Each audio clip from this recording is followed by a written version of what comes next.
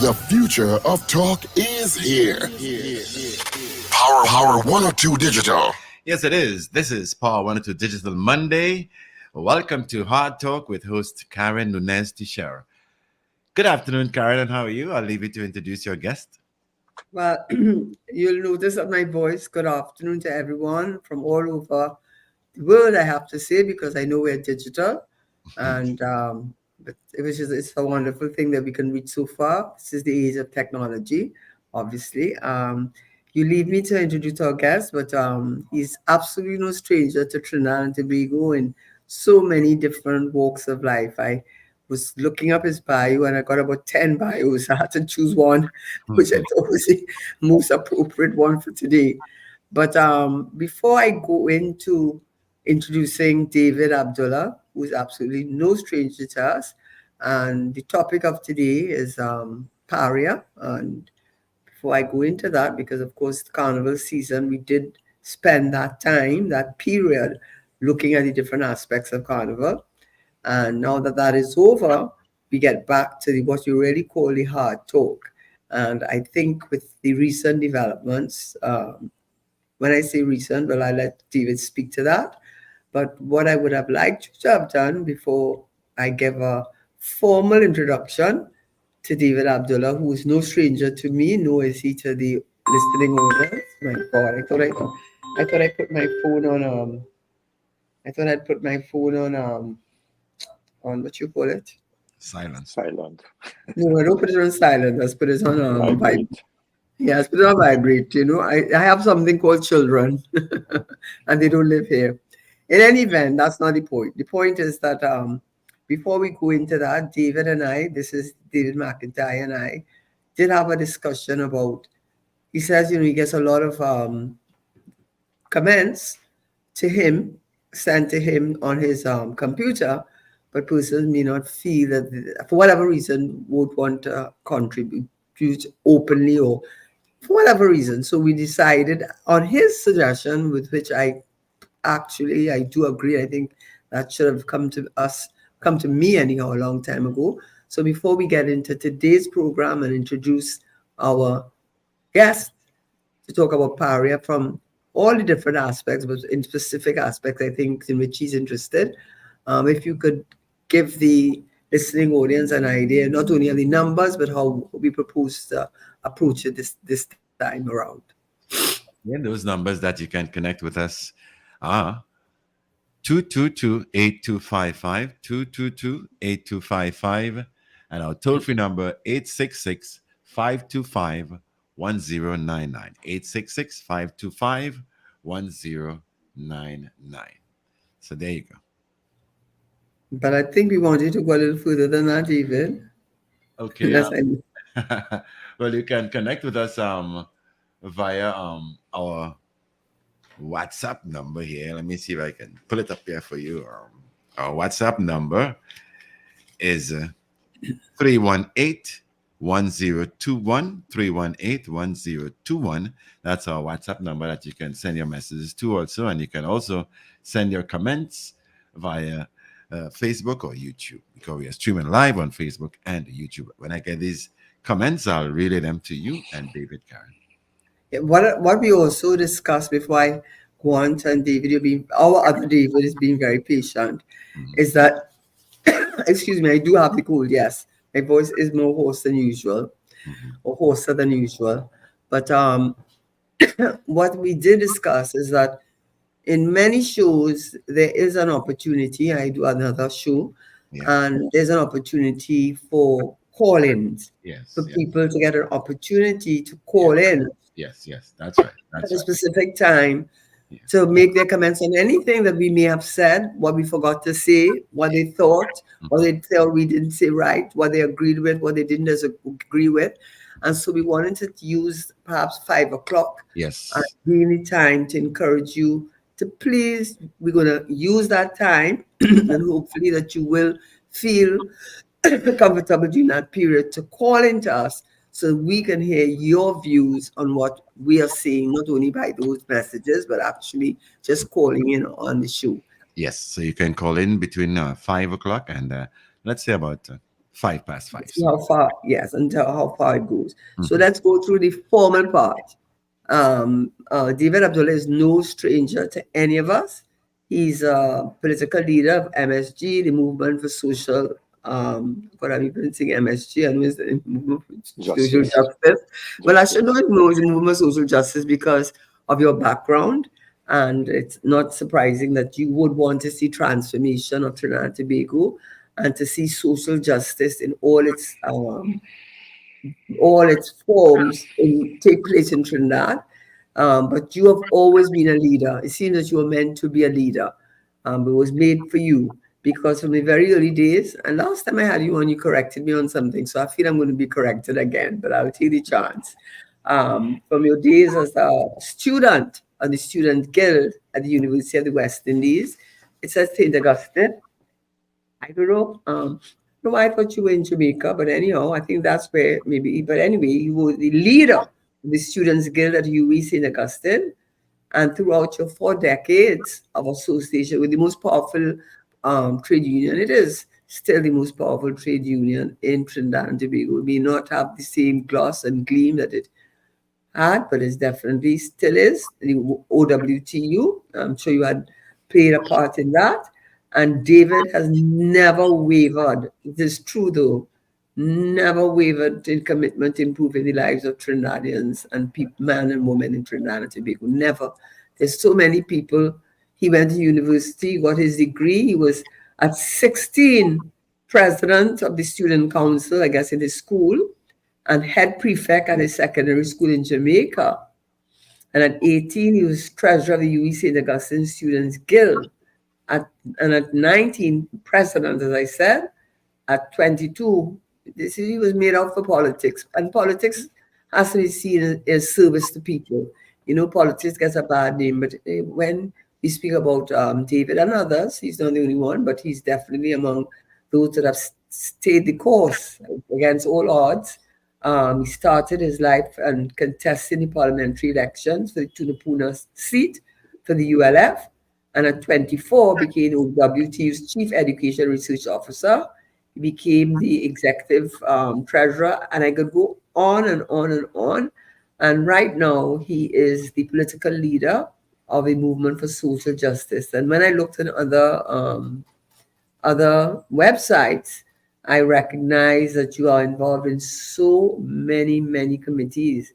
You have delivered so many lectures to schools, universities, seminars throughout Trinidad and Tobago. You have sat on so many chairs in various capacities, and that only speaks to the level of respect people have for you and your commitment to seeing the lives of the people of Trinidad and Tobago better. So I think that's a good enough introduction, and one of which I don't think I have to take back anything I've said. That is this is not true. It is absolutely true. You have my greatest admiration because I think for you to stick at it after all these years and never, never, never compromise what I could see, what you believe to be your role. We all figure, most of us think we have something or should think, whatever, big or small, to make to our family, to our community, and you have stuck to it through your entire life. And you did not have to, because you were well educated, you clearly showed you were a leader, and you certainly could have been part of the commercial life of Trinidad and Tobago and probably be the president of some huge organization in Trinidad or somewhere in the Caribbean. There's no question about that. And that you chose what you chose and never, never wavered says a lot about you.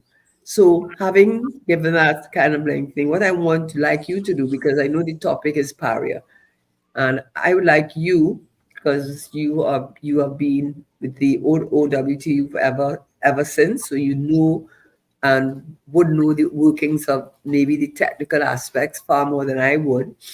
But I will just say this, and then I'll hand it over to you to take it up from there. And what I will say by way of introduction, and then you will take over from there, was the Commission of Inquiry I was started. And I want to say to Dennis Morrison, was a great, great, great leader. I don't know if people recognize. He died, and I was a part of the university law school, and he was at one time chairman of the Council of Legal Education. He was the first person to get a first class honors.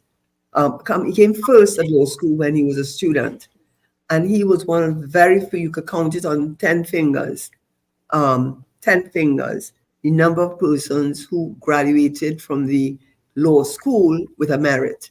To get a merit, you have to get 10 A's out of 11 or 12 subjects. That was almost impossible. And a gentleman to the very end, loved, liked, respected by everyone. So I had the pleasure of knowing Sir Dennis Morrison. So God rest his soul, or whatever his beliefs are, that he may find peace at this point in time. But a man of greatest regard and respect in the Caribbean, not only in Trinidad and Jamaica, in the Caribbean, sat on the Court of Appeal.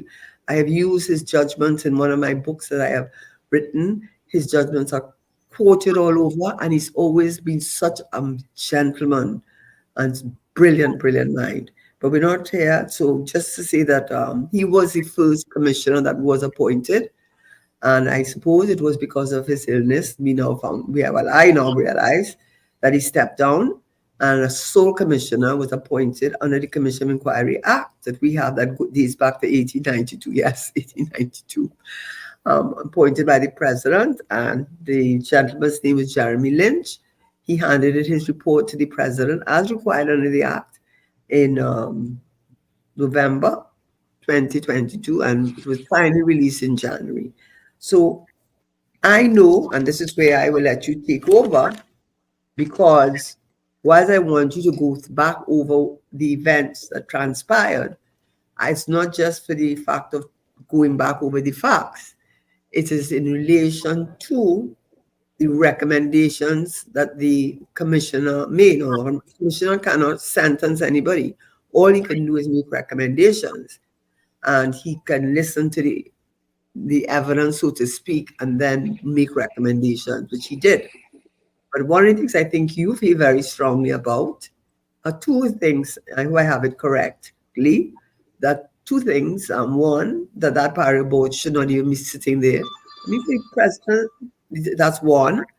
And apart from the fact that he should be sitting there, still, that they have been given the responsibility to determine any liability or compensation that should be paid to the families of the 4 of the 5 divers who died. But in order to be able to have a good understanding why it is absolutely ludicrous in his thing to do that, and a disgraceful, disrespect to the families of those people, when he could just, let me just say, with AV drilling, why he didn't take senior counsel's advice to go to the high court to challenge that arbitration, but paid out $2 million to his friend, because he says it's his friend. He said it was his friend, and his friend's daughter was sitting as a senator until she stepped down. And he did say Mr. Bass was a financier. Why couldn't he go to the high court to find out what the willy-nilly taxpayers' dollars he didn't want to spend? Why he didn't do the willy-nilly with AV drilling, right? Where nobody died. Nobody's life was lost. But this is willy-nilly with 4 to 5 people dying. So I would like you to walk us through all the terms that they use, things like PTW, SOW, permit to work, method statement, and what happened, and why you feel that it is not correct. One, coming out of all of that they should be sitting there still. They should have resigned or be made to resign. And the absurdity of all absurdities, asking them to decide whether they are liable based on the recommendation. So over to you, David. Okay, thank you very much, Karen, and good afternoon to you and to David McIntyre, and of course to all who tuned in to Power 102. I would just add one thing to that extensive and very complimentary introduction that you gave of me, and that is that I was one of the first radio talk show hosts in Trinidad and Tobago when way back in the late 1980s, actually, on Power 102. When it was operating on Abercrombie Street. and I hosted a program on an evening between 8 and 9 for quite a number of years. The other person who hosted at that time on the station was Dr. Brown. I'm just trying to remember his first name now. He was a lecturer at University of the West Indies in International Relations and went on to work in CARICOM and a number of international bodies and so on. His first name will come back to me now. But anyways, so there were very few of us. There was another station that was part of the linked to the Express, which subsequently that radio station was disentangled from the Express newspaper, but they had a talk show program. I think Morgan Joe was on that one as well, the early talk show hosts. But I was one of the early ones, perhaps among the first 5. You're pioneer in many years. Yeah. So I did that for many years. Yes. So I just add that since we're on 102. Okay. So, well, thank you. Just one correction, and that is that there were 2 commissioners for the Commission of Inquiry into Paria. Jerome Lynch, initially he was Queen's Counsel, now King's Counsel.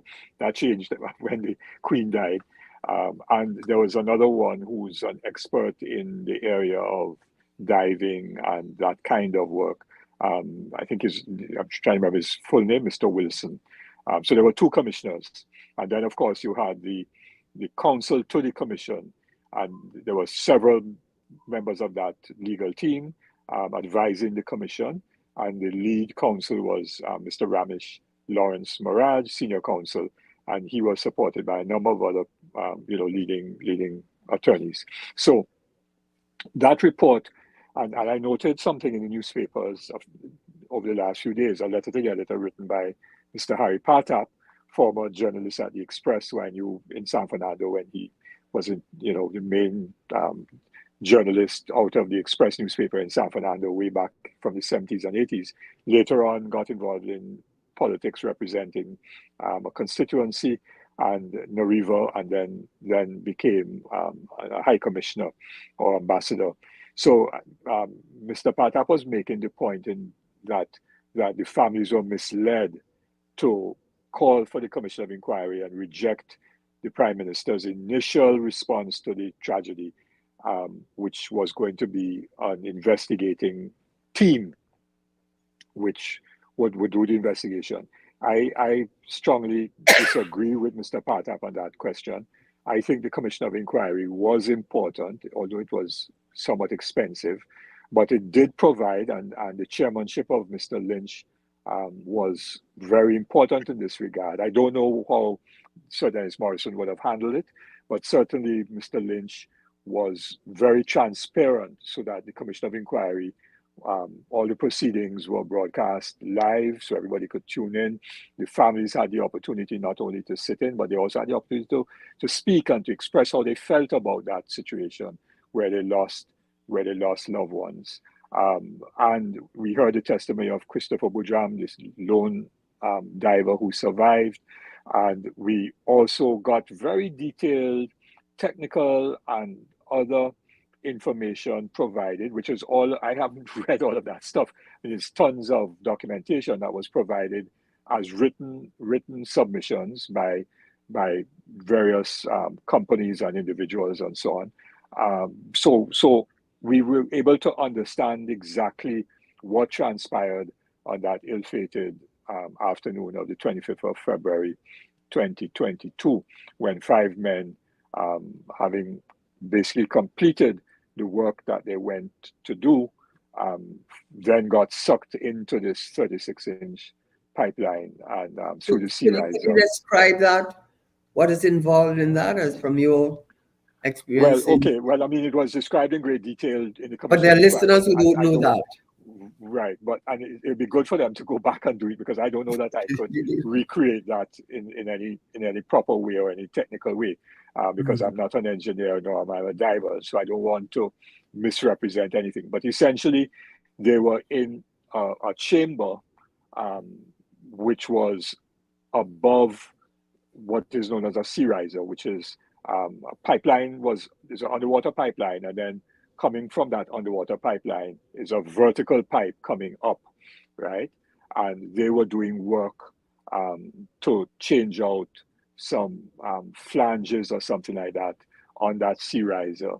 And so they were in this chamber, which was essentially free of water, and they were doing welding work and that kind of thing. And they had completed that work.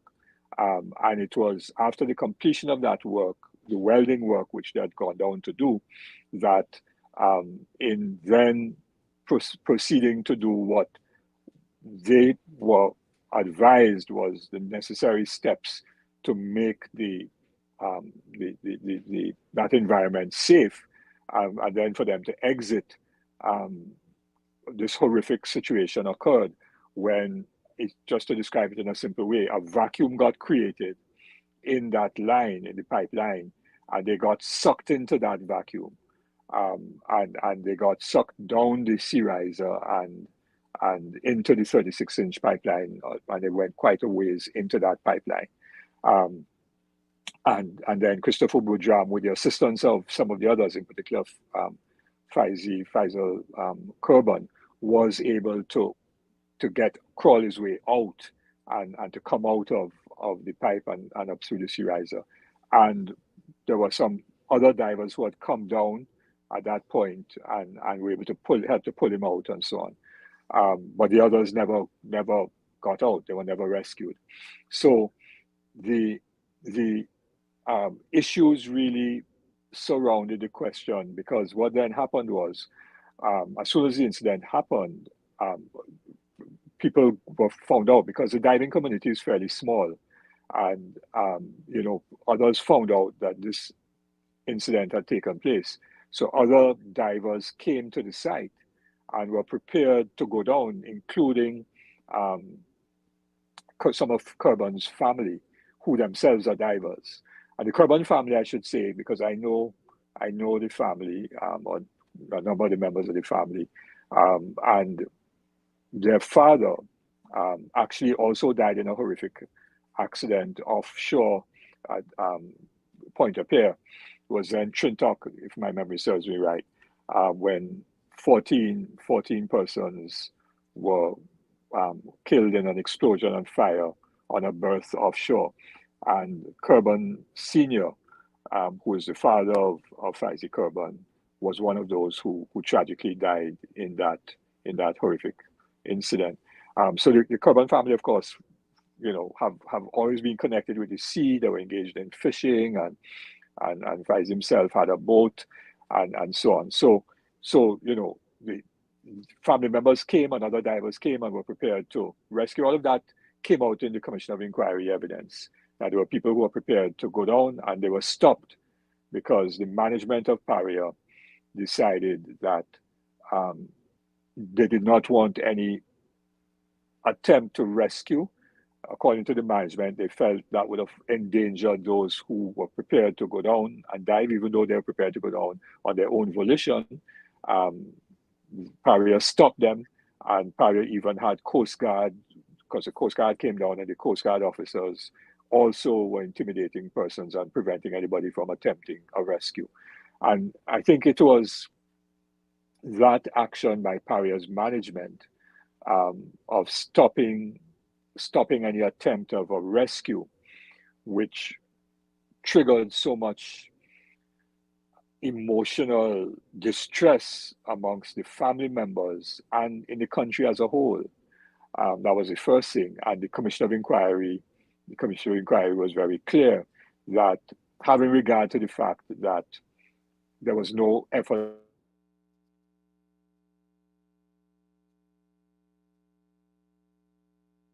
to rescue the charge.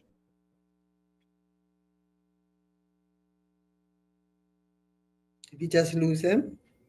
Sorry, David? I'm back here. Yes, sorry, I'm using my phone and somebody was trying to call me. So yes, Right. so the Commission of Inquiry then recommended that the DPP charge the company Paria with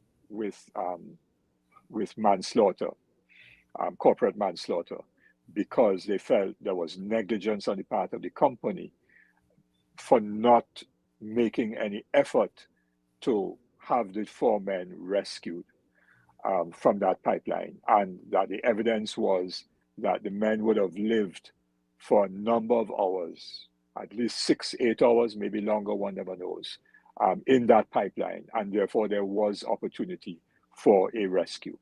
And there were people who were prepared to do that rescue with the right equipment and so on. So that was one of the things that the Commission of Inquiry recommended with respect to the findings that they arrived at after very extensive deliberations and carefully examining all the evidence. Now, one of the things that we have to note as well, Karen, and of course you're an attorney, was that the Commission of Inquiry did not report immediately or shortly after it had concluded its hearings. They wrote letters to various companies, I suppose, Paria and maybe individuals, saying to them, and those letters are known as Salmon letters, which would have said that there are or there may be findings in our report which would show you to be in a negative light. I mean, I'm using that in a general sense, right? Findings that would be adverse to you as a company or to individual managers or persons who would have given evidence or who were part of the decision making or part of the process on that afternoon and subsequently. And so they were the persons who would have been critiqued by the commission based upon the commission's hearings and all the evidence presented, had the opportunity, therefore, to respond to those critiques prior to the report being finalized and released. So there was a process of natural justice, and that delayed the conclusion of the report and the handing in of the report to the president by several months, because initially the Commission of Inquiry, the chairman had said they were hoping to deliver it. Initially he was saying by April of last year, then that got pushed back to July and August and so on. But part of the reason for pushing that back was to allow those who may have felt aggrieved by the findings of the Commission to have an opportunity to respond. And that was driven by a High Court judgment in another Commission of Inquiry, which Commission of Inquiry was addressing the issue of the buildings in Morvan, on just off Lady Young there. Las Alturas, I think is the name of that building site, where a complete block of apartments virtually collapsed, cracked up and so on, and could not be used. And so there was a Commission of Inquiry into that, and certain people, the Commission had adverse findings against them, and they challenged it, and the High Court said that those who felt aggrieved did not have the opportunity properly to represent themselves and to respond.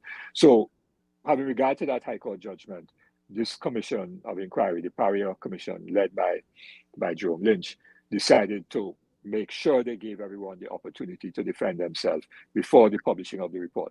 So I just wanted to make that point so that no one can say afterwards that the report was in any way biased or subjective, because everyone had the opportunity to present evidence in writing, in verbally, orally before the Commission, and had the opportunity to respond to any adverse findings against them if they wish to do so. So that is important for us to know. In other words, it was a very thorough process. It was a very fair process, in my view, a very transparent process. And I think that the chairman of the Commission, in particular, Mr. Lynch, and also counsel to the Commission, Ramesh Lawrence Maraj and his team, ought to be commended by the way in which the Commission of Inquiry was managed and handled and the way in which the report was delivered. So there were several important recommendations.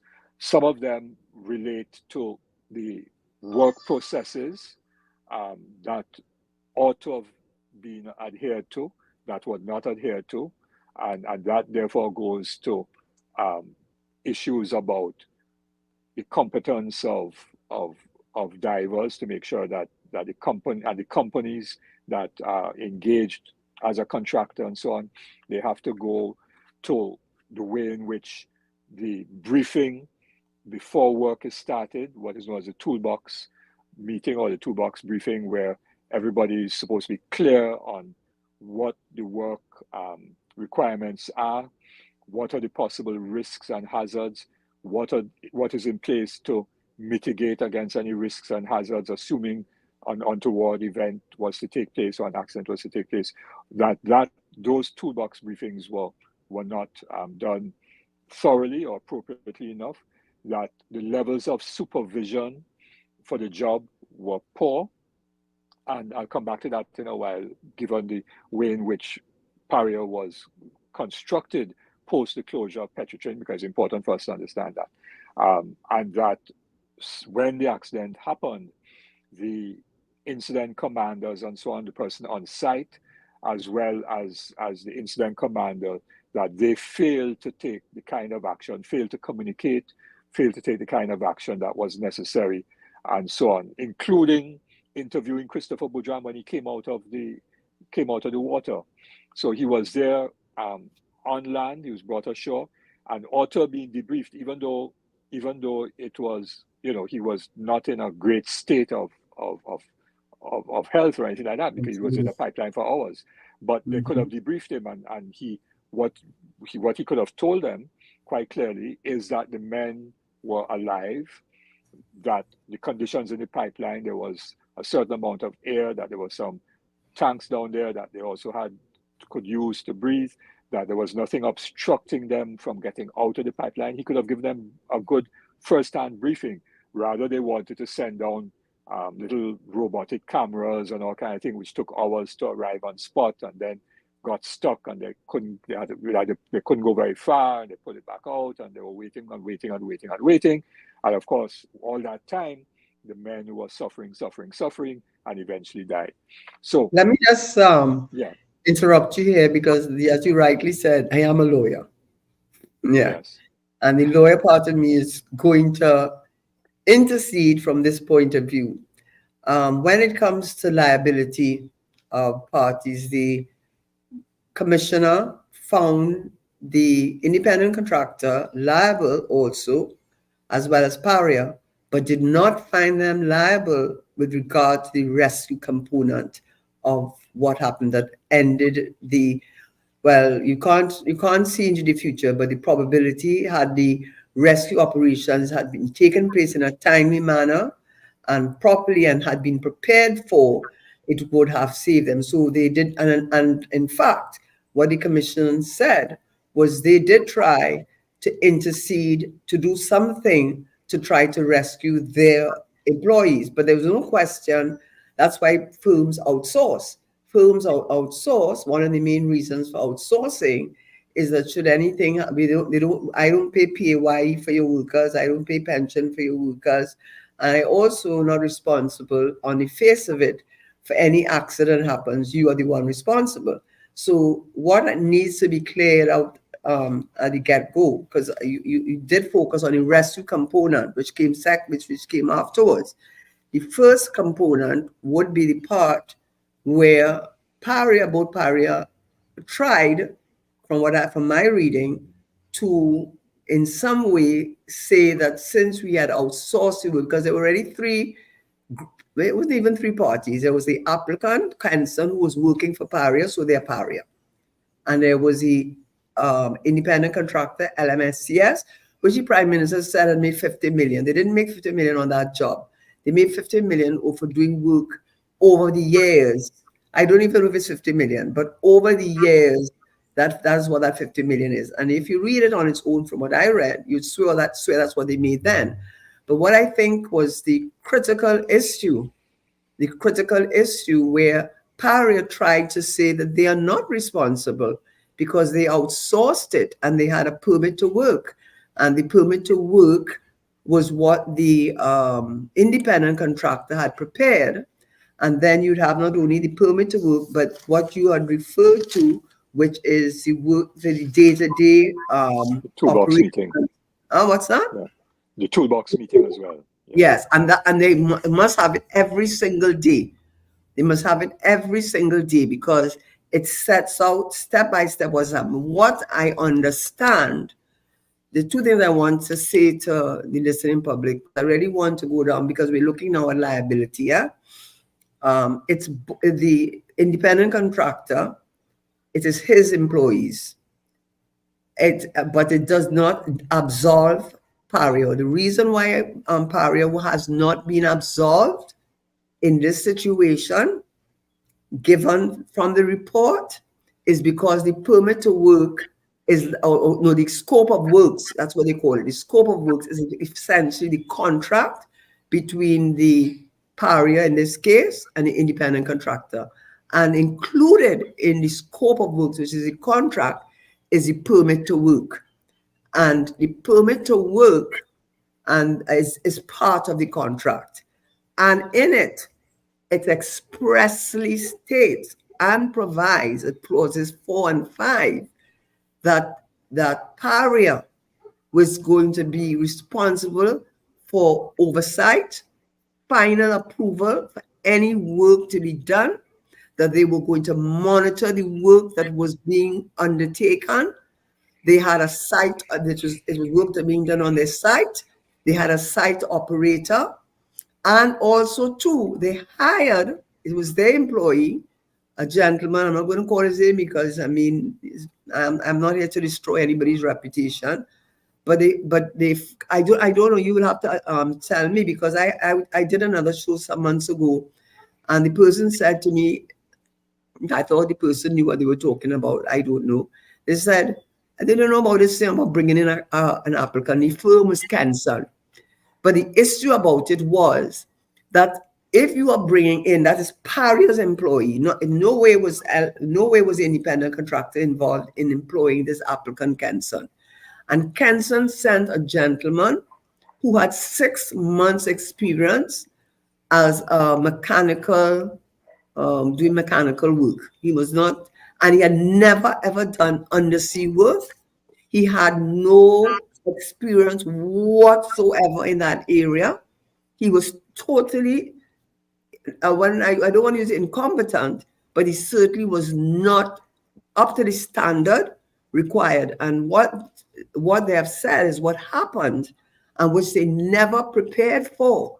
And if he had been trained, and that is their employee, that is Paris employee, clause 4 and 5, I'm not going to go through it, but clause 4 and 5 clearly says that both parties contemporaneously took responsibility for the work that was being done, and that Paria had the final approval, and the applicant was their employee, and he was the one that did the made to work for the day-to-day work to be done every day. And on the toolbox meeting, which apparently you're supposed to have every day before you start work, according to the report, his name was signed as having attended, but he did not attend that meeting.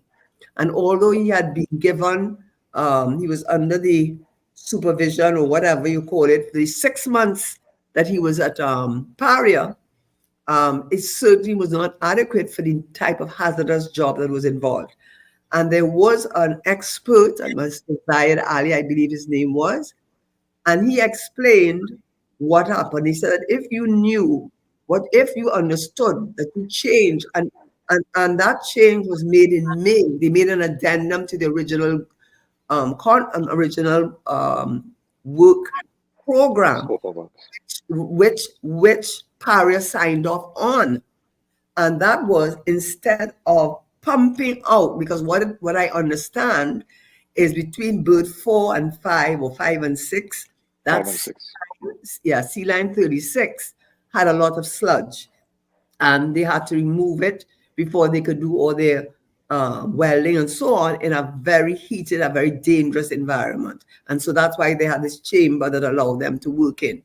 What they said, and it's in the report, it was initially in the original scope of works that they were going to pump it out, whatever chemicals, whatever sludge, it was going to be pumped out. But somehow along the way, with Paria's approval, they changed it from pumping to blowing. And when they did that, it changed the whole scenario inside that pipeline, that sea line, under sea line. And what the experts said that at no time, first of all, they said that when they changed it from pumping to blowing, there was neither by Paria, who had to monitor closely what was going on all the time to make sure things were done right. There was no accounting for how much sludge or whatever was coming out. There was no way they could tell you how much had come out. And also, at one point, they said we want it clean and dry. And then they said, no, we don't want it clean and dry. So all of the language was it itself misleading. But the point was that the Zaid Ali, who was the expert they brought on, said that once you changed it from pumping to blowing, you were actually, emptying out the contents, and you were creating a delta P situation. I don't know anything too much about delta P.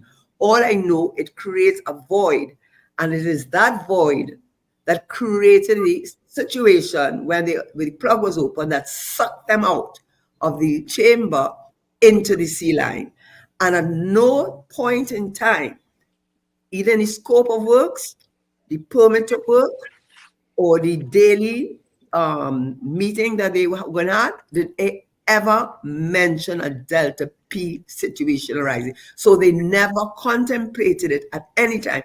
Neither the contractor nor Paria at any time contemplated that a delta P situation, he said the differential in the pressure, when you change it from pumping to blowing, that differential in pressure created a suction force that pulled those men out.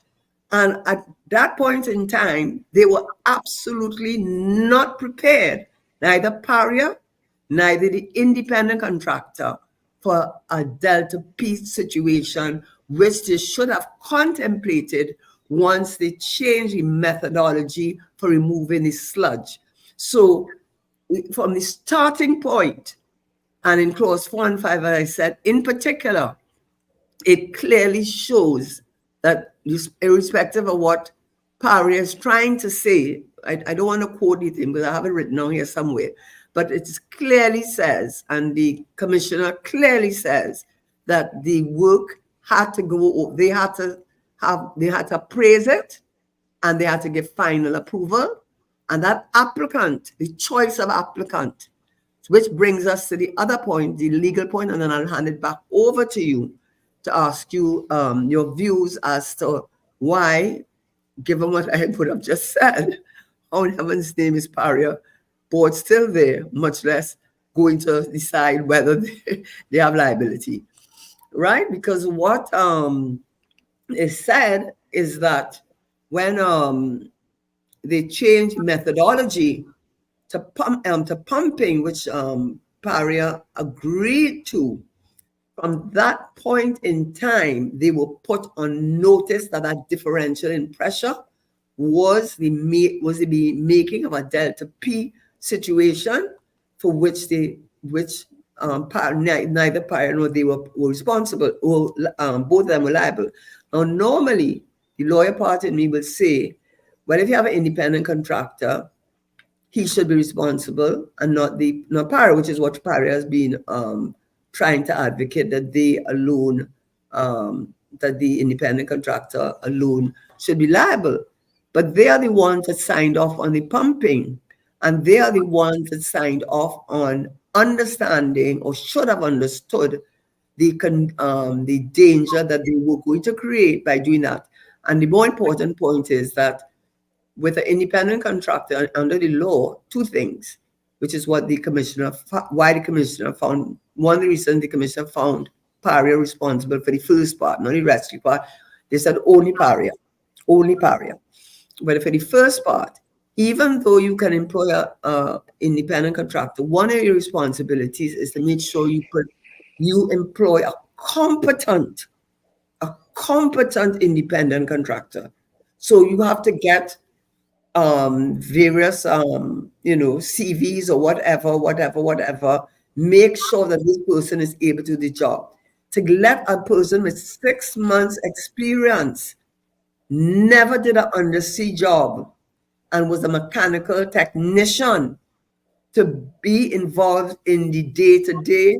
I can't remember the terminology they use for the day-to-day plan and the permit to work, which is the planning, the day-to-day execution, means that they feel that it's pariah to employ a competent independent contractor. So that's one reason. Because I think we need to understand why that happened, right? Why that? And you're right. Yeah, because it's important for us to understand why that whole scenario took place in that way. So when there was Petrotrin, Petrotrin may have employed contractors to do specialized work, but Petrotrin had within its ranks experienced people, technical, managerial people, who would have ensured that all of the procedures and so on and requirements would have been followed properly. Secondly, there was a trade union there, and the trade union would have been a check and balance to make sure that the management was operating in a safe and healthy manner, and that activities that were being undertaken were being done safely and so on. Now, when Petrotrin was closed down and all the workers were sent home, there was a massive loss of de-skilling, if you wish, a massive loss of knowledge and experience. Okay, massive loss, because you'd have had people who were working offshore there for 20, 30, 40 years who no longer were there. And then the new model, which was brought in by Espinay and Robert Riley, I'll call their names because they're the ones who created the model. That's a BP type model, is where you have a small, very small permanent workforce of a few senior people employed directly by Pariah. And that would be people like Mr. Way and others and so on, Mr. Piper, a few of them. And then they would have hired additional workers through Kenson, providing labor supply. Who's Kenson though? Could you tell me who Kenson is? Kenson is an energy services company based in San Fernando. And the principal, the person who started it is Mr. Kenneth Ferguson, the former PNM mayor of San Fernando. So you should have known him well, Karen, from your previous days. Unfortunately, you should have, because he was mayor when you were there, I'm pretty certain. All right. Not close to it. All right. So thanks for reminding me. All right. Kenson is a well-known energy services company in San Fernando. They do training and a whole range of other things. And they also provide energy services of a variety of kinds. But one that they have been providing post Petrotrin is the supply of labor, where workers now get employed through Kenson to go and work in either Heritage or Pariah, as the case may be. The workers individually have to provide sometimes their own PPE, their own personal protective equipment. They don't have any benefits. The rates of pay are a fraction of what they would have been working for in the Petrotrin days, and so on and so on. And of course, you get a situation where you have people who are not necessarily competent or experienced or have the knowledge base to provide the oversight that would have been provided by full-time permanent Petrotrin workers prior to the closure of Petrotrin. So we have to understand how Kenson comes in to that situation, because you may have had, there were contractors in Petrotrin before. So LMCS might have been contracted even in the Petrotrin days, I'm not sure. But the oversight and the management of the whole process would have been completely different.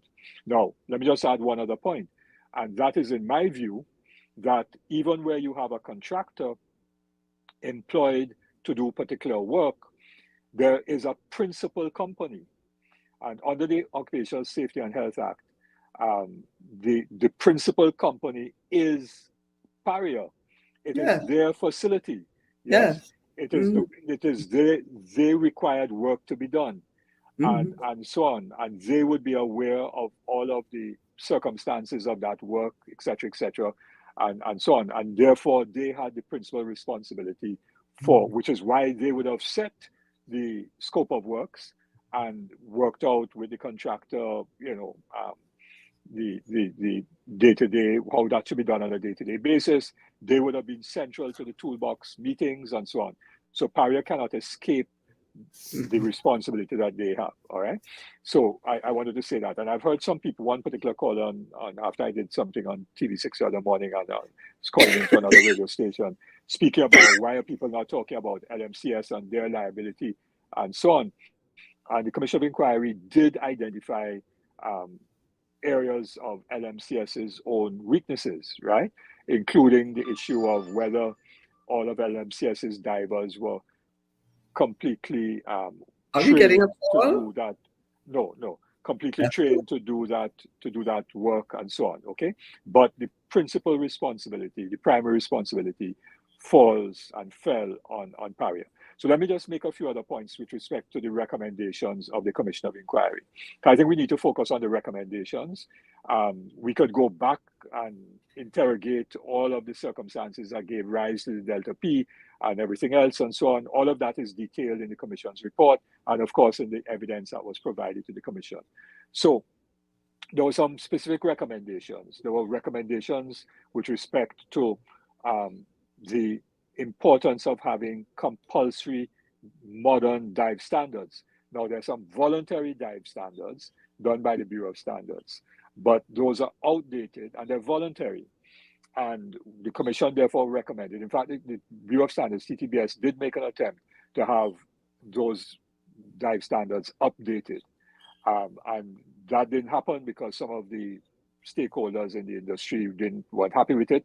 But the Commission strongly recommended that the TTRS bring into being urgently updated mandatory dive standards. So you don't leave it up to any operator, be it a principal company or contractor or whoever, to follow those modern dive standards.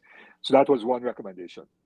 A second recommendation was that the Occupational Safety and Health Act be amended, and that therefore requires action by the Attorney General and the Minister of Labor, amended to provide for a longer period of time for matters to be reported to the industrial court, because it is the industrial court that hears complaints or matters arising out of an occupational safety and health incident.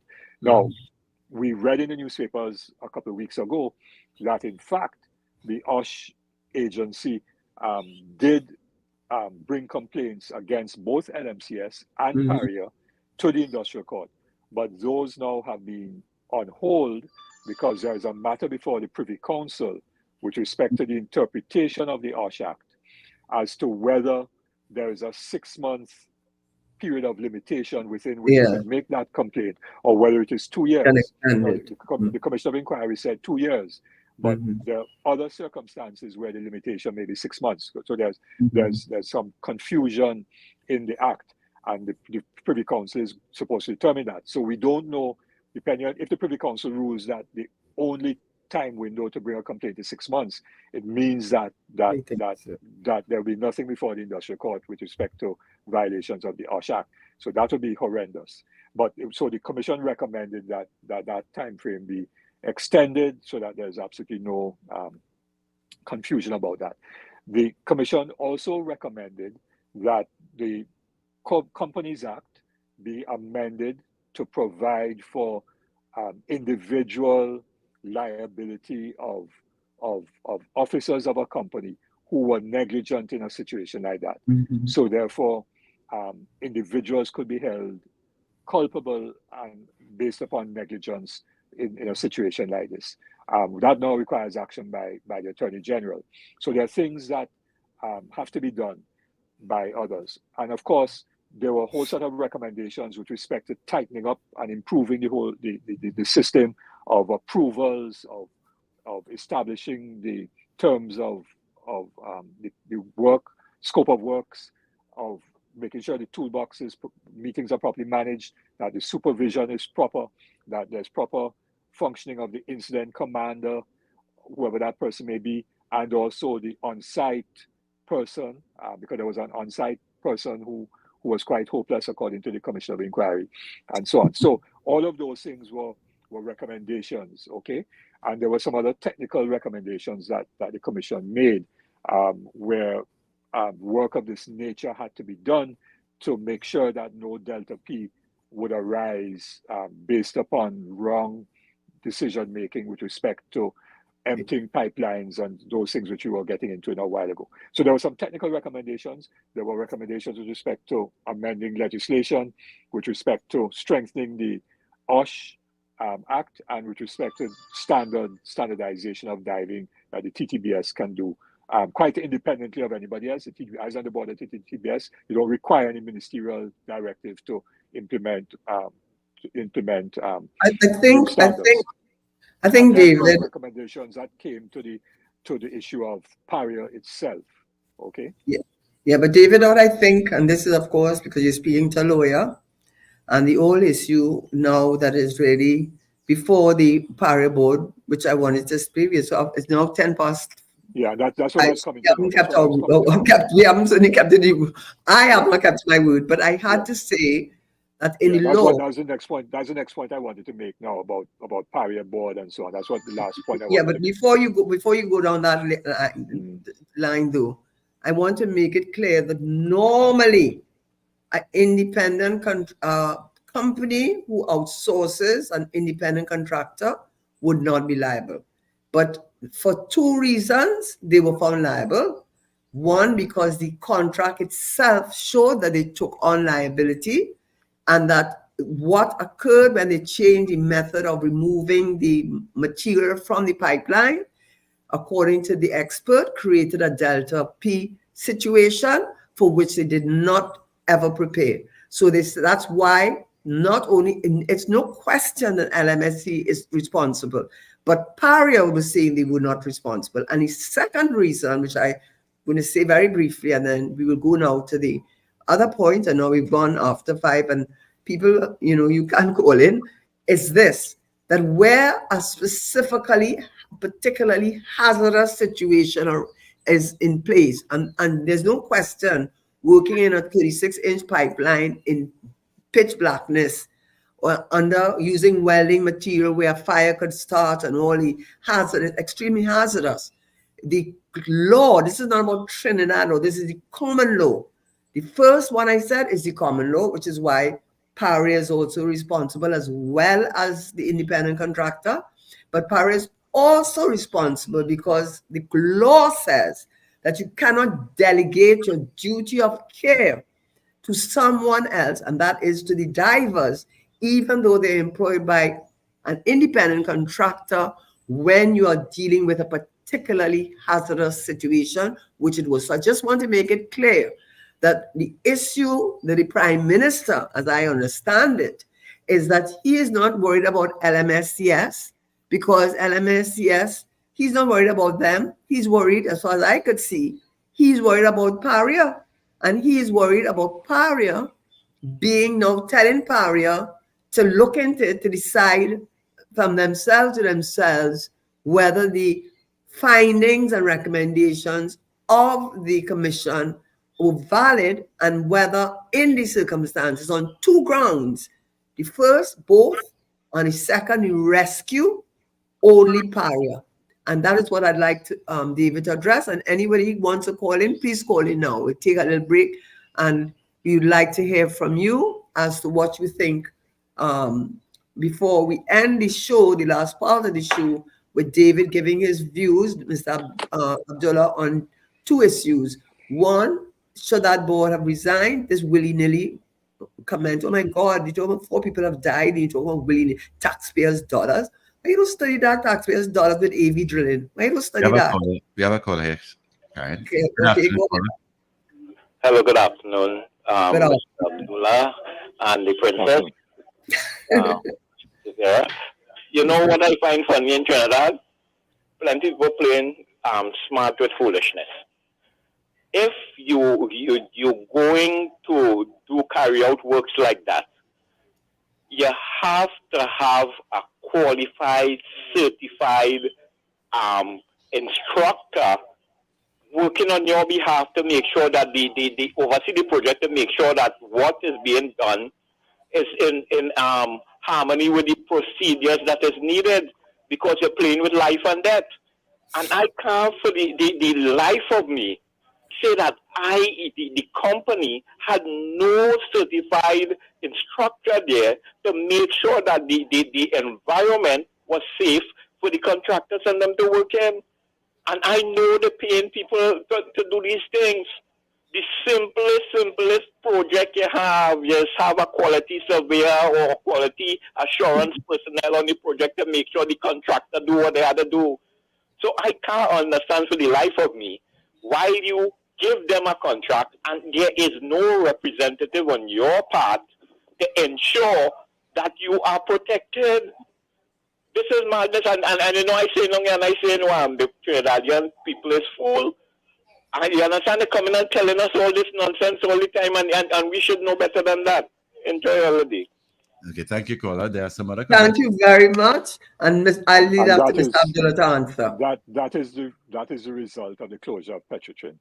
So everybody who vexed now has to recognize that the closure of Petrotrin and the sending home of all the workers was a principal root cause of the removal of knowledge and experience and capability of persons who could have done that work. And instead, you created this situation of a labor supply contract with Kenson with persons who weren't able to do the job. That's what happened. Just to be fair, though, Karen, just to be fair. let me read out some comments. Okay. Here. Because I don't want them to say that Paria they had a person who was supposed to be overseeing, but he obviously wasn't doing a good job. That's clear. Go ahead. Okay, one of the comments, I'm not going to call names, but so we can't let this injustice die until there is justice. Another says, tell us why the workers made shortcuts. And another said, my understanding is that Paria had the final supervision on the work, unfortunately, was always absent. So those are a few of the comments that are coming in. There were no shortcuts being done on the job. No. The divers who did that work, they had successfully put in a new flange on the sea riser, and they were doing what they were supposed to be done with respect to removing the blanks that were keeping any liquid out of the area where they were working, any hydrocarbon liquids out of the area where they were working. Yeah, so they were doing all that was necessary. So there were no shortcuts in that regard. The issue of the person not being, that is the person that Karen has been referring to, who is the Kenson person who was clearly not around when he was supposed to be around. And the Commission of Inquiry dealt with that in their report and made recommendations about that. Yeah, but if I could, because I wanted to speak to the issue of the Paria board. Okay. Yes, and whether they should be overseeing this thing. Mm-hmm. So let us go to the two aspects which the Commission of Inquiry dealt with in terms of Paria. One was the stopping of any and preventing of any rescue attempt. Of course, so we have dealt with the failures in terms of the job requirements, right? Which led to a Delta P happening and so on. So we have dealt with that part. That was one failing. The second failing was Paria stopping any rescue attempt. All right, that was a major failing. A third major failing was the way in which Paria treated the families of the divers. All right. So I myself, the incident happened on the Friday afternoon. I was there, I think, sometime on the Saturday. Okay. Because it's not far from where my office is. So when I heard about it, I was there on the Saturday. I went on the Saturday and so on. I was there for many hours on the Saturday, the Sunday, the Monday, and so on, up until the time when the families were then eventually told that the bodies had been recovered. Okay, so the families were there in the car park at the Point-de-Paix, what we call Point-de-Paix roundabout, and so on. There's a car park there, and there's a shed in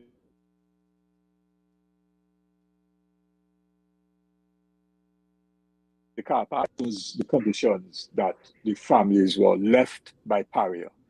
There was very poor, and I have to say it politely, there was very poor or no communication between Paria and the families and so on. and the families were just left outside there in the car park. Yes. No food, without not giving supervision. something to eat. Well, the people who there were other family members and community who provided food, I don't want provided water. pariah. Yeah, Pariah. provided nothing. They provided nothing.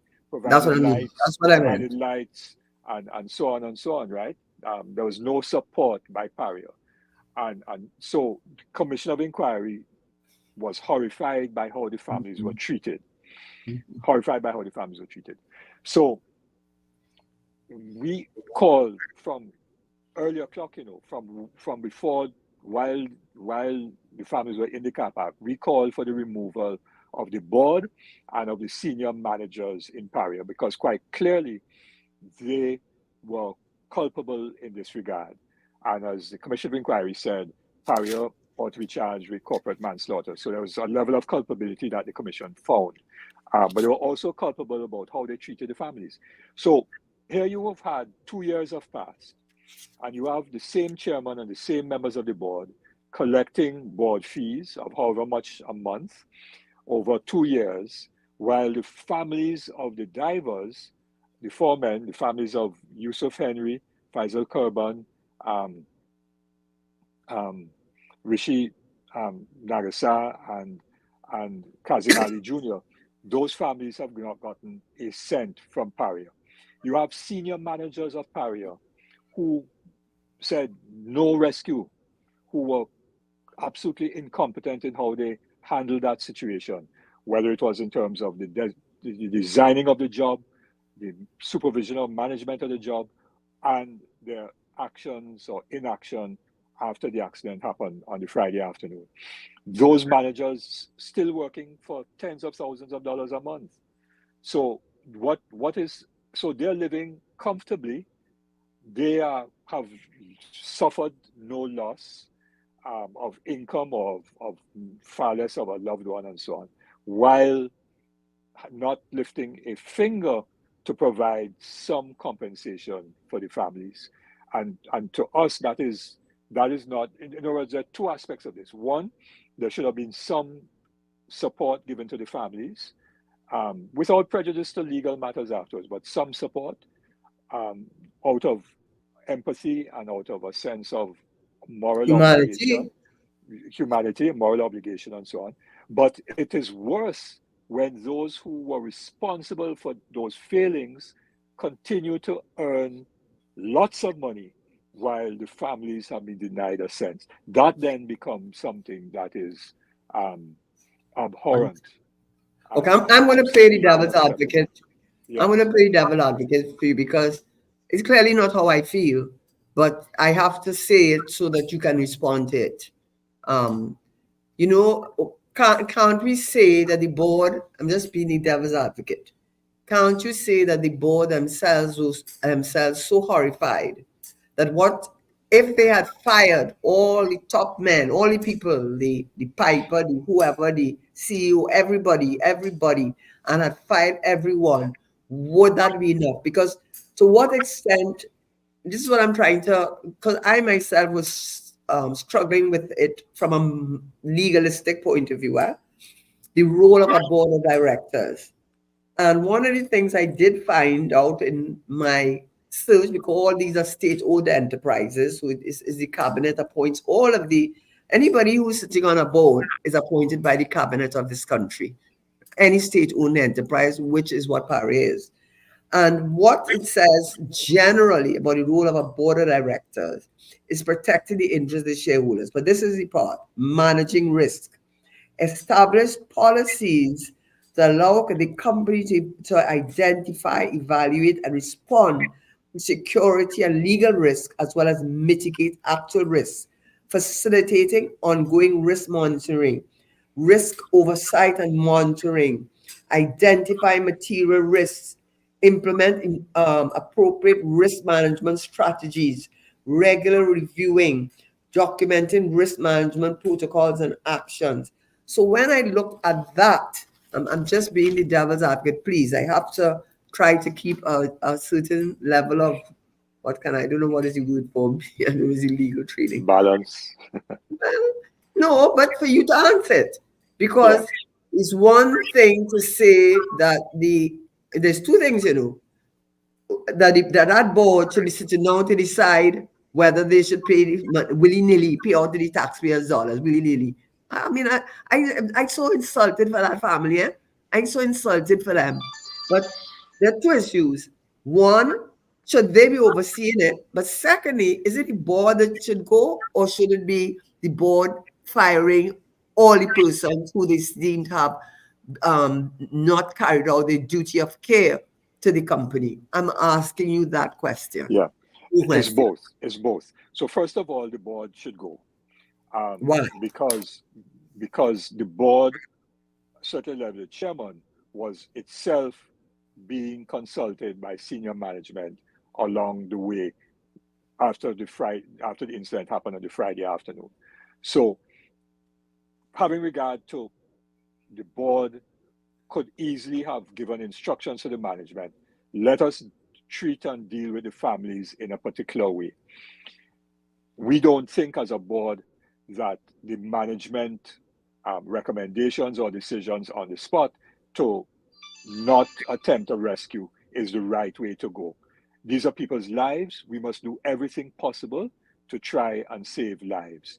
If it becomes in the process of trying to save lives an impossibility and too dangerous when people go down there to try and rescue, and then we will have to abandon that effort, because but not to make any effort at all.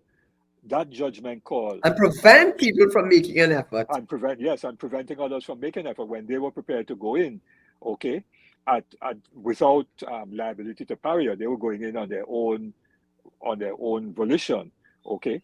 That those judgment calls by Piper and the others were wrong, and the board ought to have said those are wrong calls, and as a board we want it done differently, okay. So the board itself has to take responsibility for what happened in that situation. So I want to get it clear in my mind. Yes. In my mind.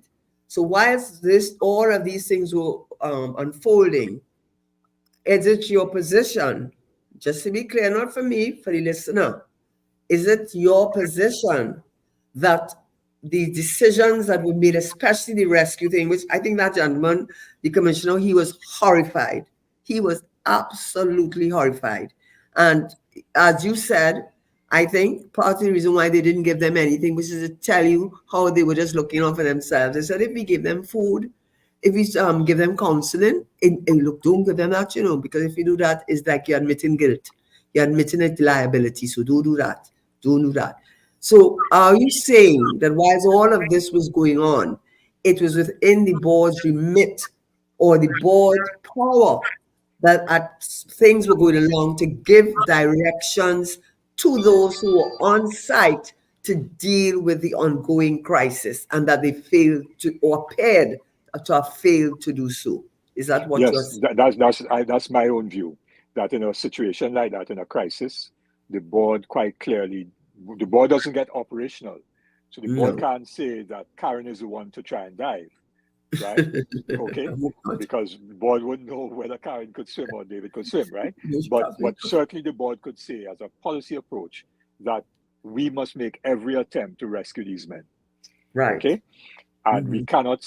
If it therefore means that will be done by people voluntarily and so on, we have to give them the permit to go and make that effort.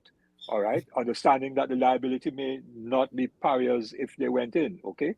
But those those details could have been worked out, But so I'm saying that yes, the board had responsibility, and certainly how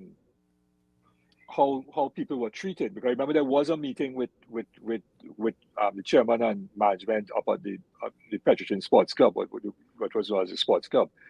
One, I think it was a Saturday afternoon, very briefly, which meeting did not go well at all. Okay, so the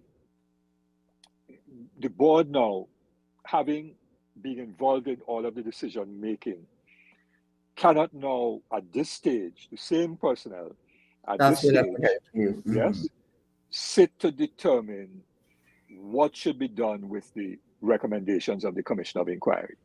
Yes, because they took the decisions not to compensate.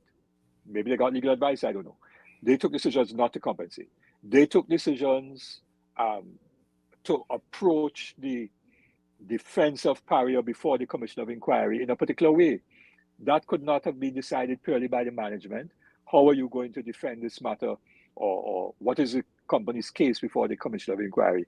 I'm pretty certain, I don't know that as a fact, but that there would have been some discussion at the level of the board, precisely for what you're saying, based upon the board's responsibility for governance and risk, etc., etc., etc. So the board, the present board, and the board that was there before, ought not to be there. They should have been moved a long time ago. Yes? Now, when it comes to the managers, the Commission of Inquiry was very clear that certain managers and senior persons failed horribly in discharging their responsibilities. Their judgment was poor. They were incompetent in some cases. They did not act in accordance with their authority, etc., etc. There are a number of different statements that were made by the Commission of Inquiry. Having that publicly out there, you cannot continue to have those persons functioning in those positions, because anybody now doing business with the company, in other words, if Karen as an attorney went before the court and the court was scathing in the behavior of Karen, how she appeared and how she handled her client's case before the court, I know, looking for a lawyer, would think 10 times about coming to Karen to have you represent me based upon what the court said. Why you can't talk to me like that, David? I didn't do anything wrong. I'm just using you as an example. You know that, right? So, but you understand the point I'm making. Yes? There's a parallel type of situation, yes, where there's a determination based upon evidence that certain people were either incompetent or worse. Now, to continue to have those persons in those positions is a reflection on the company and on the integrity of the company and on the ability of the company to continue to discharge its work in a proper way. Okay? And therefore, those individuals should be removed. And on just purely on a moral basis, I find it is wrong, horribly wrong, that the families have not been compensated at all, and that these persons continue to get multiple tens of thousands of dollars as senior Why do you think managers. that is so? But the board has been asked to look into the recommendation and make their own recommendations. So we're not going to spend taxpayers' dollars willy-nilly.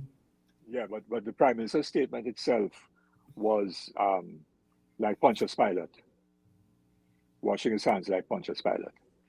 Yes, because boards also act on the basis of line ministers' advice and instructions. I'm sure you know that because you were a corporation. Not only that, I was corporation. So the board, the ministry, state-owned enterprises, they appoint and disappoint. They don't have to ask whether you want to stay, They just give you a thank you very much for your service and you're going home, Well, look at what happened to the director of the SSA. Exactly. I mean, it's actually ridiculous. You don't have set administrative leave, and there are countless other examples of. It's not a private enterprise. It's a state-owned enterprise. It is I appoint you, and I can disappoint you. I don't have to go through anything with anybody. Look what happened at Massey. Look what happened at Massey. Well, that I didn't want to go into that. That is no, but I'm just saying the CEO. Delete that one.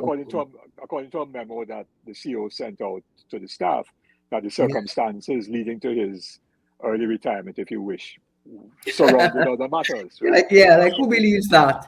Who believes that pigs can fly? We believe you. But the point. You think for that? He said that. He said it was because of those circumstances. So the point I'm making is that even in the private sector, people at senior levels are held accountable. But you know why he was held accountable? Because that woman lady, I had to give it to her because she let me tell you something. Whatever she put in that 13-page document, and whatever she said she's not signing a non-disclosure agreement, and she said she's going there as a witness. She said, and she looked like she's not backing down. Whatever is there is enough, in my respectful opinion, And the response of the company the very next day to look, you just talk about breach of natural justice. You want breach of natural justice? That was breach of natural justice. And the way he jumped up to resign so that he would not be a part of Massey, it leaves you to wonder what in heaven's name was in that 13-page document. Yeah. But I have a feeling it's not good. Yeah. Well, I hear you, Karen. That's why I said that even in the private sector, and in the state sector, there have been instances of people being held accountable for their actions. And if we want to have a serious Trinidad and Tobago, then people have to be held accountable for their actions. And those who made those fateful decisions, which resulted in persons, 4 men dying without any attempt to rescue them, they have to be held accountable for their decisions, and the board has to be held accountable for the decision. It can't be business as usual, and we just go on and that happened. No, we can't. We can't. The Prime Minister. But that's what they're doing. This happened in 2022, in 2024. And that is why these programs and public opinion continues to be very important. Yeah, but you know what? There will be a price. There will have to be a price. You think so? In some way, form, or fashion, there will have to be a price paid for the decisions of these people and the lack of accountability and so on. David and Mr. Abdullah, you ever heard about normalizing behavior? There's something about normalizing behavior, you know. It's about 15 years ago, if we had 55 murders in Trinidad, Trinidad is in shock and making the front page. Today I read the papers. You know, after I read about 10 articles, I see like 2 people died, were murdered. It has been normalized. This government, that is why he can behave like how he behaves. He does not care what you think because he is sure he's been in the elections. So he does not care what you think.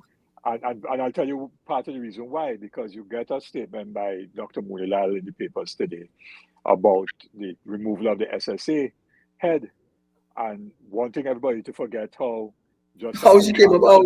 Yeah, how Rishmi Ramnarayan got the head of the SSA then got removed and replaced by a junior level clerical person, Rishmi Ramnarayan, you know, which was worse, right? In that respect. And it's the same Prime Minister who just decided out of the clear blue sky on that. So you can't come now and talk about this Prime Minister doing something. And you notice how the Prime Minister is smart. You know, sometimes you let people bring their own demise. He has to say nothing. Yeah. Let them talk. Let them talk. We're not talking about that. Why I think the Prime Minister some of us have to continue to ensure continue and to what end though? That because ultimately, if everybody was to remain silent on this, then the worst behavior would become normalized. And we cannot, those of us who have a conscience have to ensure that does not happen. And therefore, we have to continue to raise our voices. And the person who made the comment online that justice must be done, we have to ensure that the deaths of those 4 men, Kazim Ali Jr., Yusuf Henry, Faisal Kurban, and Rishi Nagasada, the deaths of those 4 men were not in vain. That something fundamental had to change in terms of legislation, standards, whatever, accountability, that people were held accountable, lost their work, and so on. We have to keep that pressure up to ensure that happens. David, you and I were in cabinet. You and I was never. I was never. You never in cabinet? Okay, well. No. I turned down a ministerial position on the Thursday after the elections. So I'm not a ministerial position. Okay, well, I was. Residence in I was, and I can tell you something. One way of dealing, which I think the Prime Minister has mastered the art of, don't worry, keep quiet. It's gonna blow over, and when it blows over, something new will come, and they'll forget about that. You don't worry. But you know what is most damning, and to me.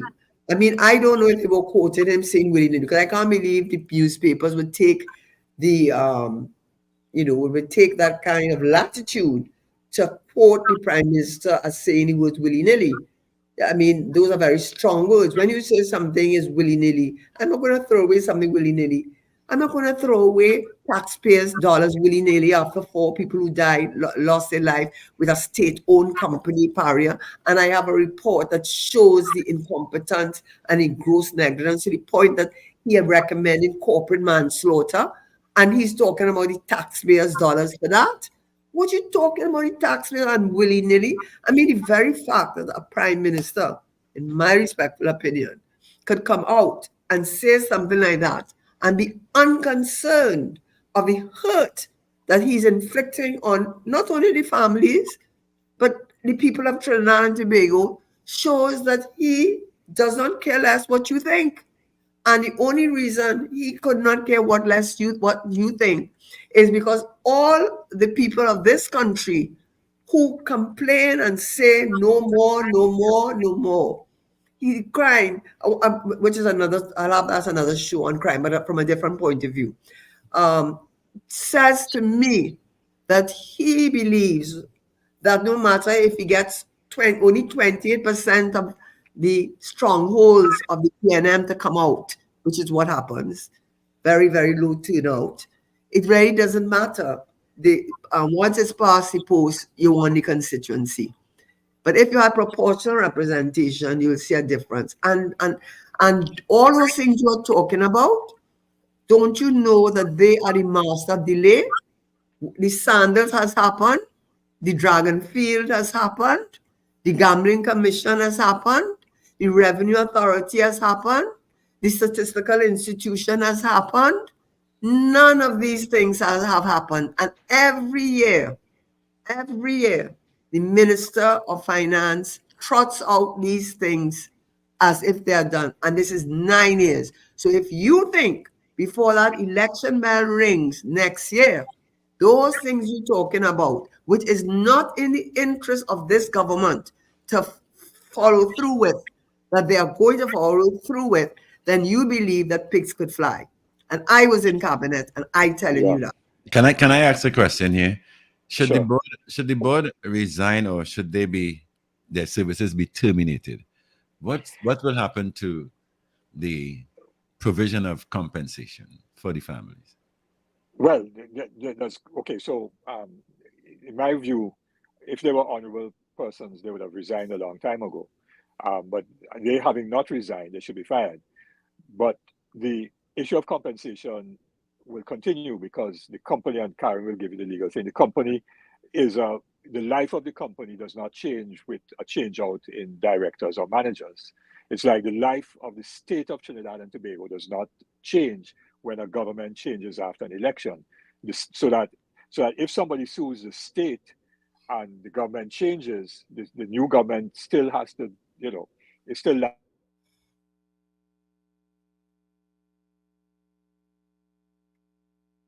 It's just frozen a little bit here. Yeah, what he was saying that a company is a separate legal personality. Compensation does not die. That does not die. And that is why I agree with Karen that this government will hope that all of these things will go away. They're like molasses. Decision making is over things they don't want, over things that they do not want to decide upon. Yes, agreed. And the only way that can be impacted upon is by collective voices and action. Yes, absolutely. That is I've always been of that view. So my activism has always been built around that approach, that those who have power, the status quo, will not want to change the status quo because the status quo is in their interest, which is why we have not had constitutional reform. Yes, because just for argument's sake, the one government that had the constitutional majority to amend the constitution was the partnership government. They had 29 of the 41 seats. So that was possible then. And they didn't, well, there was an attempt, but it was a poor attempt. So this is why these programs are important. The Prime Minister has the Prime Minister set up a constitutional reform committee headed up by Dr. Terence Farrell. It's not, it's not. And then there's one for Anthony Watkins in Lavington. No, it is not chaired by Terry Farrell, Karen. Sorry, my apologies. I'm sorry, Dr. Farrell. My apologies. Honestly. He's a Oh, I member thought of the he was. committee. Oh, he's a member. Oh, I thought he had it. Yes, But it is he's chaired. in It there. is chaired. He's in there. It is chaired by former Speaker of the House, Barindra Sinanan. Okay, Barry Okay. Sinanan. So, Barry and the persons on it are all, Qualified. I have a high Respect. regard for everyone on that committee. What comes out of it, of course, will be a different, whether. No. What? When it comes out. When it comes out. Because I saw in the papers today, they have a timeline to begin of their work, right? So what comes out of it, when I say what comes out of it, is the final outcome, because their report might go to Parliament, but then you're going to require the consensus of both the parliamentary parties to impact on constitutional reform. So even assuming, but not admitting, that the government agrees with what the committee recommends, which is a very big if, right? But just using the legal language, assuming but not admitting that the government agrees, the opposition may disagree, and therefore you will not get the constitutional reform. Or vice versa, the opposition may agree and the government disagrees and we don't get it. All right? But I will be submitting a memorandum to that committee and sharing our thoughts as MSJ on constitutional reform, because it is necessary that those things are put before those bodies. As we submitted a very detailed memorandum to the Joint Select Committee on the issue of party finance regulation, because there is a very detailed piece of legislation, which is the amendment to the Representation of the People Act number 2 of 2020. Very detailed recommendation, legislative changes that will ensure that parties, not just for campaign finances, but all party finances are regulated. Where has that reached? Nowhere is before Joint Select Committee. Where's it reached? Where has it reached? Where does it reach? No, I asked you where it reached. And then I asked you who, in front of who. I'm saying, where it reached. I told you, it's before a Joint Select Committee of Parliament, and it has been there for the last 3 years. All right, months? Yes. You don't understand. I was in cabinet, and I'm telling you, in cabinet. I have made that, but Karen, let me ask you a question. Because I have made public statements on it more than once, okay, about why has the Joint Select Committee not acted on this question. I've written the Joint Select Committee asking them why have they not acted. And interestingly, neither the PNM, because the last report of the Joint Select Committee, because they have to report before the end of the parliamentary year to save the work of the committee, neither the PNM nor the UNC, as parties, have submitted any memorandum to the Joint Select Committee. So let me ask you a question. What has Hope said about that? Have you looked at that piece of legislation? I have. Well, the last one I looked at with the Joint Select Committee was the one on crime, and where they have I'm talking about specifically the one, the amendment. I feel like I'm on the witness box. The draft. No, the draft. I only witness. I know. I feel like only witness box. The draft legislation. There's a bill entitled. Not only have I looked at it. Not only have I looked on it. I'm going to answer you. I'm going to answer you, David. You came on my show. You came on my show and spoke about it, and you said Jamaica had one very similar, and you found their model was quite good. You had some recommendations to make, but essentially you thought it was good. That was about a year ago. And I went and I went after you were on my show, and I read it up, and Hope has included it among its recommendations. But I want to say to you, to answer your question, it's not going to be implemented. Nothing is going to. Well, this is what I'm trying to tell you. This is what we're coming to the end. I want to ask you the Pario question first, and then I'm going to end up with the thing. So you agree they should resign. This is a state. The state appoints you. I was on a TIDCO board back in the day. If the day they came and told me, thank you, bye-bye, what I'm going to do them, sue them for what? There's no contract of employment, right? Exactly. So exactly. It is supposed to be an honorarium to serve your country. So there's nothing you can do about that, right? Except get back and join another party, because many times when you see people jump from one party to the next, which I am not among them, join from one party to the next is because they didn't get what they wanted. They didn't get appointment. But that is not the point here. What they do, and if I don't know that the people of Trinidad and Tobago do not realize it by now, my goodness gracious me, they come and say the right things. They say that they are working on the gambling, and you just read the SARS report, $5.9 billion worth of suspicious transactions, most of them associated with the gambling. But they can't pass that. They cannot proclaim it because the regulations don't pass. The act to deal with procurement of assets. How many years the Minister of Finance said he's on a post box? Well, he wasn't in his post box, mostly somewhere behind in Timbuktu, because it took him about 5 years before he could get to those regulations, right? You have to be foolish. Sorry, you have to be putting your head in the sand if you do not understand. Like the frog, they say it is a urban myth that the frog was in warm water, and eventually he didn't realize he didn't go to the warm water. By the time he realized the warm water boiling hot, he didn't jump out. This is Trinidad. They have told you over and over and over and over and over again. Petrotrin, Labre Pitchlake, they have told you over and over again. Made Toko Port have made empty promises for 9 years, and every year they come up with an excuse, hope they can distract and deflect and do nothing but serve their real masters who are not in the cabinet but are outside the cabinet, where we have the tail wagging the dog. And we as Trinidadians have ourselves to blame, because if you want it to get bad, if you think it worse, doing comparative and superlative, it already worse. It's going to get worse, because what you would have done is given them free sheet to treat you however they want. And we as Trinbagonians have one thing. You see this? This is your power.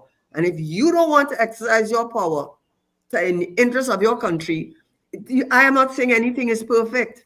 But if you do not want to exercise your power in the interest of your children and grandchildren and the future of this country, well, take what you get and don't complain. I don't want no complaints. And to answer you, David, of course, there are so many people who are so disenchanted and disaffected, but afraid. They're afraid. They're afraid to talk out. So the time has to come where you have to make a decision. Is it in the interest of parties, to not all, some of them you really don't want to have anything to do with, but the interest of parties to come together? Because is it better to try and work out your differences or to have another term? Which one is worse? And if you think that one is not worse, go ahead and do what you want. But what you're saying, David, your voice is one voice, and unfortunately, you need the support of a larger community of persons for the government, for the people of Trinidad and Tobago to stop auditioning you and promote you to run to be part of the cabinet of this country. And the last point I have to make before you go is, since you already said they shouldn't be there, do you think they should be looking into whether or not they should be paid compensation since they're not being fired? Who should be paid compensation? Sorry. No, that the board, he said he's leaving it to the board to decide. Right. And therefore, well, I've said it very clearly, the board should have gone long time.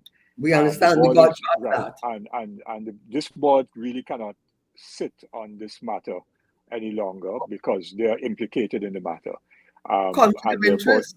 A clear conflict of interest and so on, right? So it really falls to the responsibility of the government, the cabinet, to change the board so that the matters could be dealt with properly by removing those managers who are found by the commission to have acted improperly, wrongly, incompetently, whatever, and the other senior people, and also to ensure that a new board coming in provides some level of compensation for the families, even while the matter might be litigated and so on, right? But at least there should be some compensation. That is you know what I want to tell you about that? But that is not going to happen. But No, it's not that that won't happen, you know. Yeah. It's not that it won't happen. It's the state-owned enterprise. All they'll do is put their people that they want. They just change. They won't have a change. They'll have an exchange. Yeah, that can happen too, and therefore, that's what I'm saying. The state companies on boards take instructions from line ministers, right? And therefore, line minister can provide Take instructions from. Yes, can provide the instruction that is required to ensure that the families receive some measure of justice. But there are other aspects that have to be addressed, not only the financial compensation to the families and the removal of those who must be held accountable for those actions, but also the amendments to legislation, the mandatory dive standards, modernized dive standards, all of those other things are necessary as well. And the country has to come to terms with the fact that a root cause of this problem was the closure of Petrotrin and the stripping out of all of the competence and knowledge and experience. And the model, therefore, of this company called Paria and Heritage is a model that is not appropriate for in terms of proper work, in terms of decent terms and conditions of employment, in terms of safety and health, and so much more. And I'll just make one other comment. Now, you know that barge that capsized off of tunnel, right? Apparently transporting bunker fuel from some place down to Guyana, right? Yeah. If Petrotrin was still around and we had the refinery running, that would not have happened. Yes, maybe because the bunker fuel would have been coming out of Pointe-à-Pierre on properly registered vessels to go throughout the Caribbean, as the Pointe-à-Pierre refinery had been supplying the Caribbean market for donkey years. That is true. That is so true. So all of these things, all decisions that are made have implications. Yes, and did I answer you on the campaign financing question? Yes. So I hope to let us make. You nearly caught. I get frightened. I say, "Oh God, you ask me something I can't answer." I forgot you had that program, so your memory is better. And you went into it in detail, and then with hope, it is in them. It's part of. We have a 180-day plan. And number one for me, I mean, I feel strongly about it because you don't need parliamentary approval again, because I was in cabinet. I guess that's why it plays so much in my mind. The DPP doesn't need, we don't need to go to cabinet to give that man 134 attorneys. We don't need to go to cabinet to set up a special unit for money laundering and train a set of attorneys in money laundering. We don't need cabinet approval because he has constitutional insulation from political interference, but they will not give him that. They will not give the DPP that. And that's something that I feel very, very strongly about, and something that we can do without having to fight up in Parliament, and to start to see changes, at least one major change in the way that we... And by the way, the last thing I want to say, I noted that the Prime Minister was talking. I don't know if when he went to the States, he got a good tongue. I feel something. I don't listen. That's my opinion. I'm entitled to an opinion. Okay, that's just my opinion. Because when he talked about how much cocaine and drugs and guns the last impact exercise was able to capture, I never heard him single out what they did for Trinidad. Because the last one they did about 2 years ago, called Trigger 7, they got over I don't want to exaggerate, over 110,000 tons of cocaine. And the countries were, none of them was Trinidad. Now, Trinidad is a signatory to the impact.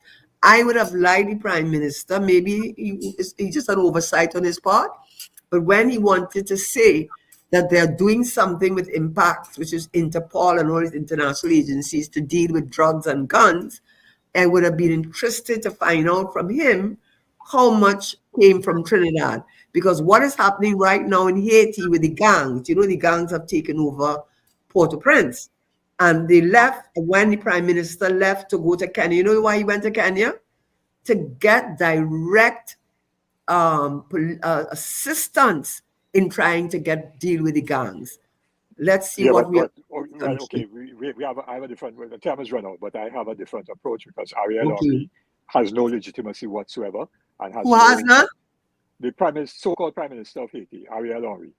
He has Okay, no but I'm not legitimacy. dealing with that, with his Yeah, legitimacy. but he was the one. I'm dealing with the He gang. was the one who went to Kenya to sign documents, so he has no legitimacy to sign anything on behalf Okay. of the Haitian people. But that's another story. Well, I know, you know what? You can be stuck on the rights and the wrong. I dealing with the real world and being pragmatic. And right now, Yeah, the Haitian in people this don't world, want. The Haitian people do not want any foreigners coming in to deal with their yeah, issues. you don't want anybody. Yeah, but they prefer to have the whole country run by gangs. Yeah, that's what Well, they prefer. the reason why the gangs are there is because of Henri and the elites. They're the supporters of the gangs. They're the beneficiaries Okay, of the well, we gangs. don't have time to go into that because we were Yeah, coming I to talk know. about Paria. But thank you, Yes. caller. Thank you, caller. I think David Abdullah was the inspiration. I wish I could say it was myself, but I know it was David Abdullah. So, and thank you, David McIntyre, for giving us that idea. And next week, we will even do much better and really stop. And I want to really want your contribution and listening next week when we talk about another topic. And guess what the topic is going to be? Petrotrin. You know, David, at one time I worked at Pointe-à-Pierre, and health and safety measures were priority. You know? Yeah. They were priority. I know that for certain. There we go. So Petrotrin for next week. Yeah, and the union helped to drive that. That's right. Yeah, so true. Yeah, you had to drive it. Yeah. Thank you so much, Thanks David. for that comment, David. Thank you. Yes. Yeah, Thank you to the two Davids, as usual. And I always a wonderful guest. Yes. And we always learn. And one of the things that I did take on board and push really hard, I know it doesn't only cover campaign financing, it's broader than that. All the restrictions in terms of advertising, fair advertising, giving you the same amount of time on the national thing, giving the also the budgetary restrictions, having a separate board that deals with elections. I remembered it. As you can see, I remembered it, and Very good. Yes, I did, and I did not expect you to ask me it, so you know I remembered what you told me. Okay? I was a good teacher, and I hope I was not a bad student. All right, take care. Bye-bye. Have a good evening, Thank you so very much. Be safe, everyone. Thank you very much. Take care. Bye-bye. It's been a pleasure. Bye-bye. That's it for today's edition of Hard Talk, Power 102 Digital Monday with host Karen Nunez Teshiera. The future of talk is here.